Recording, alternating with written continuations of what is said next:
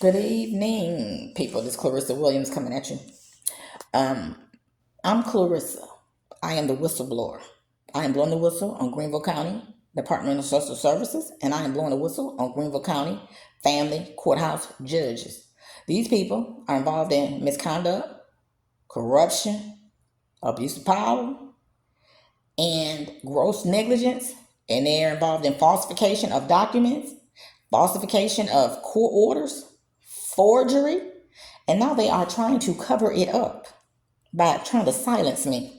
They're trying to cover it up. It's got out of hand, and now they know that I'm on to them. They know that I busted them, and they know I ain't gonna leave them alone till me and my daughter get justice. And I see some people in handcuffs. I'm not leaving this alone because they kidnapped my daughter from her school on December the 14th, 2021 with those fraudulent documents and went up there and even had the nerve to go get the cops. You done falsify some court documents, knowing you done changed the dates, knowing you done forged them, and then go get the cops involved. I'm gonna make sure Malden Police Department get involved in this too, because you presented those false documents.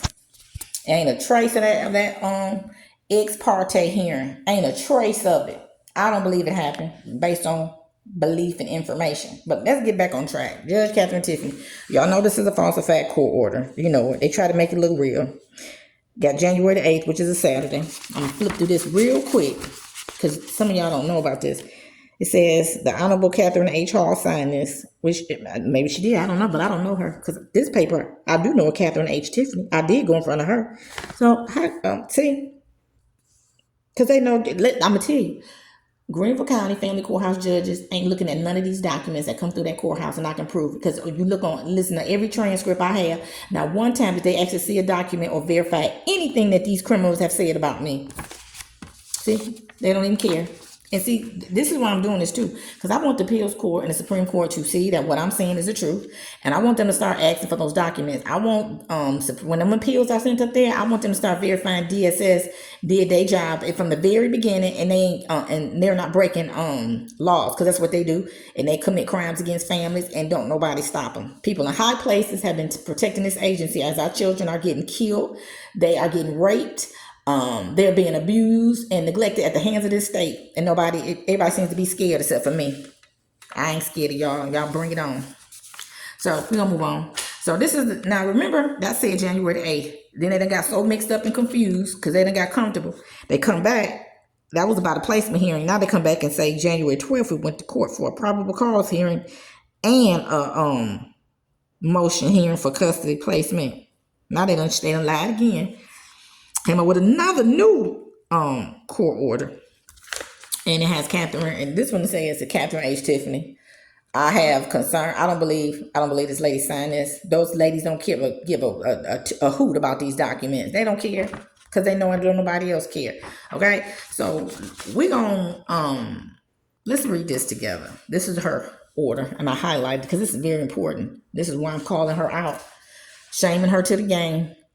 The court finds that placement of the minor child to the home of the father would not capitalize, place this child at an unreasonable risk of harm affecting the child's life, physical health, or safety, and or mental well-being. The child can be protected reasonably in the custody of her father. Placement of the minor child with the father is not contrary to the welfare of the child.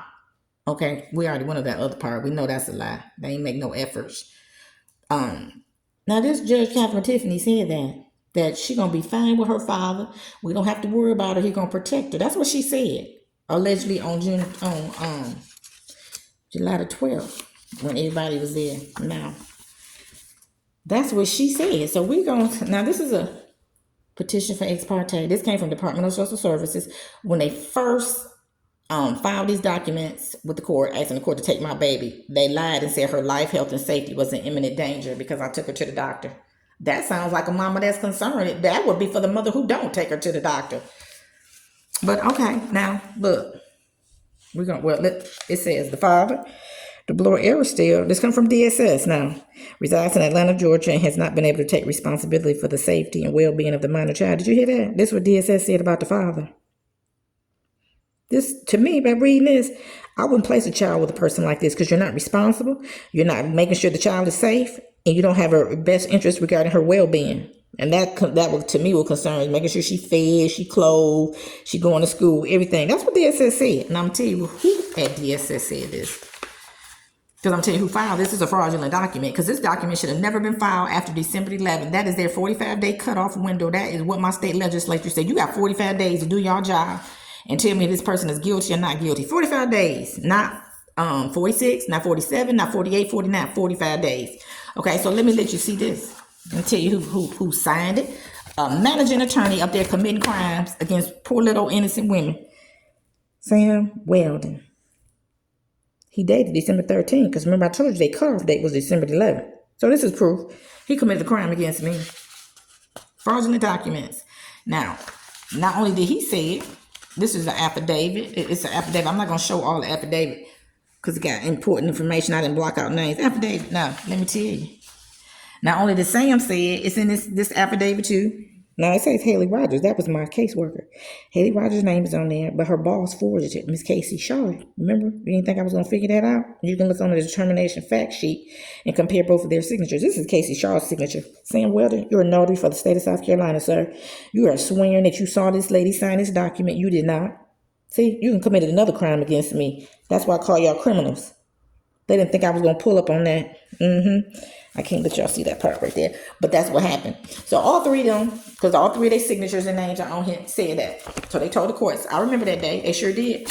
They recommended she be placed with him. So based on that alone, with Sam Weldon's statement, because I'm going to come back.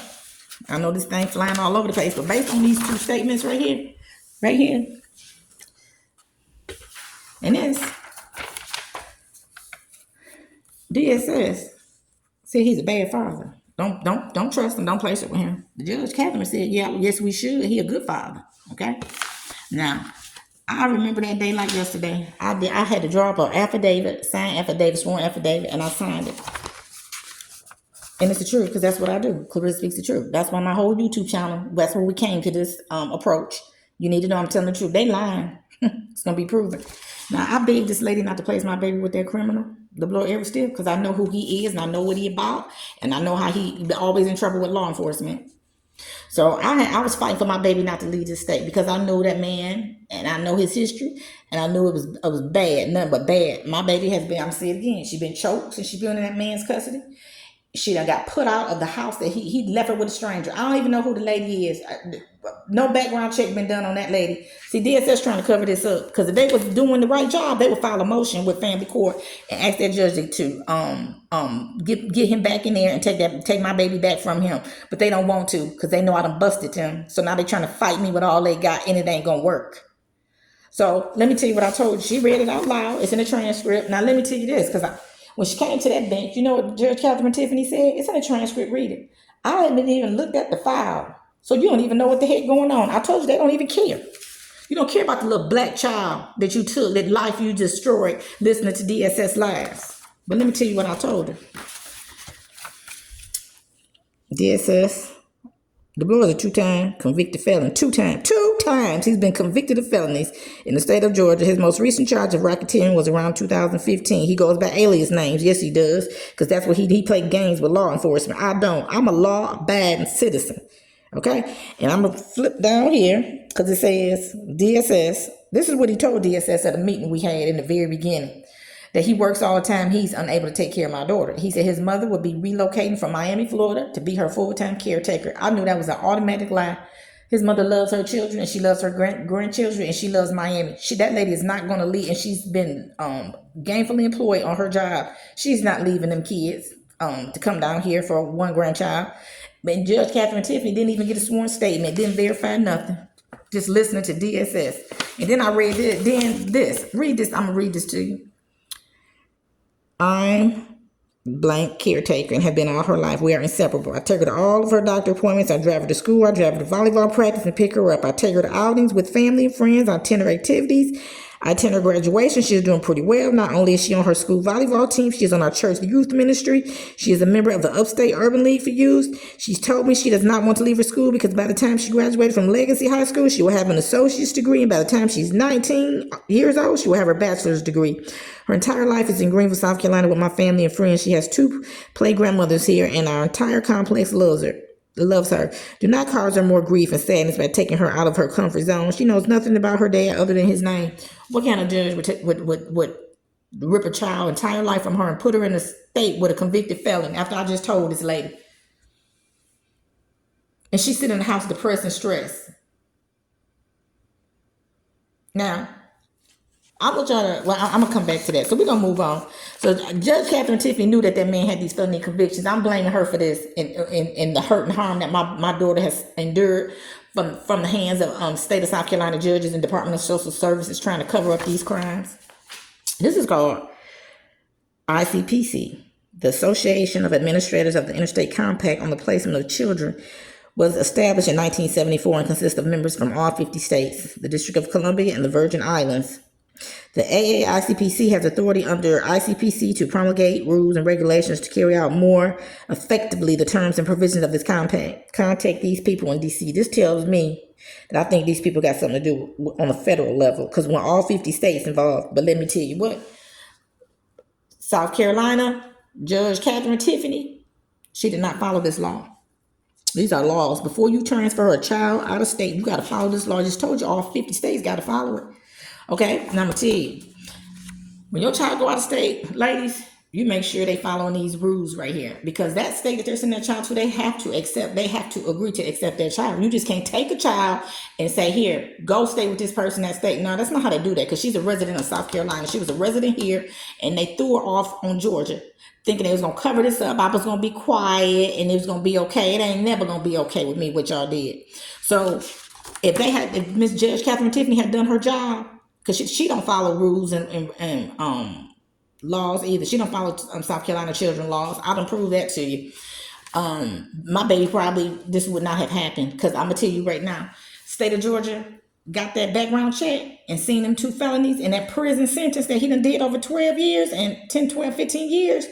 And he was on probation and he had a probation violation. That would have stopped right at that door. Georgia would have said, no way, you're not sending him to this state. This man is a felon. This child we cannot protect this child from this baby. No, but they didn't do it. They did it their way, like they always do. Don't follow rules and regulations. So you broke a federal law and you put my baby over state lines. That's when the feds get involved, because it's kidnapping. All these documents that was used in court, they're fraudulent to take my baby, and you just saw them. So let me tell you, I told you, we went to that placement hearing. I know the exact date. I'm not going to tell them because they tell lies. Because they going to forget. My baby was gone in 5 days from that placement hearing, 5 or 6 days. Now, let me tell you this is what it says. Average length of time to process and complete a home study with criminal background checks for an interstate placement, that means out of state, not including completion of education or training, takes 60 days. My baby was gone in 5 days. That's proof they ain't do this, because they will have to wait to get approval from Georgia. And it says wait time for criminal background checks in a home study, 60 days. Wait times for criminal record checks and for fingerprint results I didn't print that part. So you're supposed to fingerprint this man? Because you have fingerprinted him? Ain't in South Carolina, ain't never said nothing about no fingerprint this man. They just gave this man my baby, and that was the end of her life. Judge Katherine Tiffany, you're in the hot seat. And I'm not going to stop. And I want the South Carolina Supreme Court and Appeals Court to see what you did. You broke another law. Because that's what y'all do. Keep watching, keep following my YouTube channel, Clarissa Speaks the Truth.